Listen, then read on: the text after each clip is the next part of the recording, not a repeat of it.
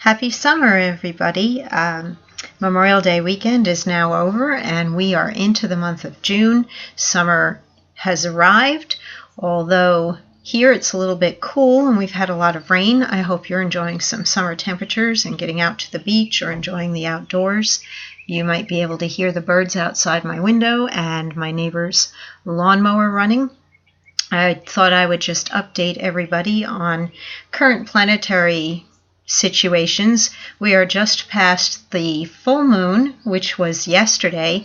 In fact, usually I'm very tuned into what's going on with the moon, and we had a unexpected passing within our family, and that kind of knocked me off track in terms of looking at what the moon was doing and what was going on astrologically. I've just been kind of numb for the last few days. The full moon occurred in the sign of Sagittarius, and that is a very expansive energy and optimistic. Sagittarius is a fire sign. It is also mutable. Mutable means flexible, adaptable, changeable, networking or facilitating. So the energy of this full moon may bring all those qualities into your life this month, and it may also be creating situations where you are restless, or you want to go out and explore, or you want to go outside of your normal boundaries and take a risk or a chance to do something different, or to explore, or to go off into the unknown, whether that means physically, such as traveling, or on an emotional level. It could be either or, both. But definitely a time of expansion and growth for many people.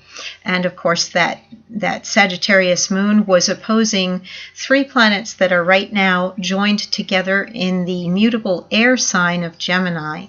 And those 3 planets that are joined together right now in Gemini are right here. We've got Mercury, which is still in its retrograde motion, conjunct the Sun, and the Sun in turn is conjunct Mars.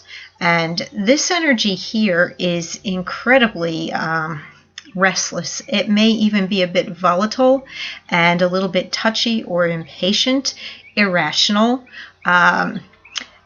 quick to anger and quick to lash out or speak without thinking of the repercussions when you do speak. So bite your tongue, count to 10, and think twice about what you are about to say to somebody, especially if it's triggered by the full moon energy, where your emotions might be heightened due to the intensity of the full moon. And of course, if you know where you have Sagittarius or Gemini energy within your own natal chart, and you know what house you have Sagittarius or Gemini energy in, then you would be better able to judge what area of your life might be unsettled right now by this energy. Definitely hold on for a crazy ride while this is occurring, because we also have 2 favorable aspects going on right now that can bring even more instability, not necessarily in a negative way. We have Jupiter in the sign of Leo, which is a fire sign. It is fixed fire, forming a trine to the planet Uranus in Aries, also a fire sign. And this is literally a lot of fiery energy to get up and do things, also to do things dramatically. Jupiter wants to grow and expand. It happens to be the ruling planet of the sign of Sagittarius. So we get a little bit of extra strength behind Jupiter right now at this full moon because of this association of Jupiter-Sagittarius energy. And then we have the very feisty Aries energy and the planet Uranus, which brings unexpected events or change, or wanting to be a unique individual and perhaps grow in your own way or do what you want. And these 2 planets here together may create some very good opportunities for change. They are generally, right now, the atmosphere is friendly because the moon in Sag likes to play with other people. Leo loves to play with other people, and Aries needs the attention of other people. So this is a lot of social energy. Gemini, too, rules the third house in a solar chart of siblings, your local neighborhood and community, people that you view as brother, sister, the energy of an acquaintance or a neighbor, your social network and community. So there may be a lot of activity going on right now with many people, or you may find that you have a greater need to be out and about, going places, seeing people, meeting people, and getting people to follow you or your idea or come play with you. This is where some of the impatience here of this opposition may come in, and some of the quick temper. If not everybody agrees with you, then you may get a little bit of almost childlike ego, a knee-jerk response to the fear of rejection or somebody disagreeing with your say in the matter. So try to use a little bit of patience, especially out on the road, folks, while Mercury is retrograde.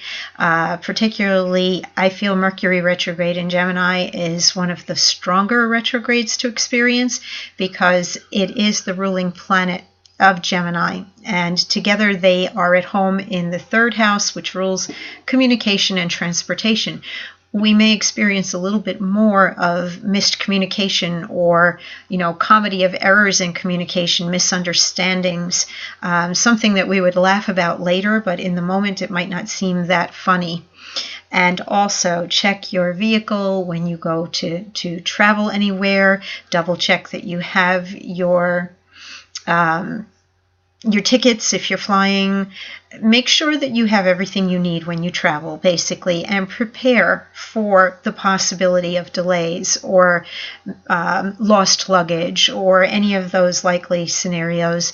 Make sure that you have a small emergency kit of some kind and enough water. It's summer, folks.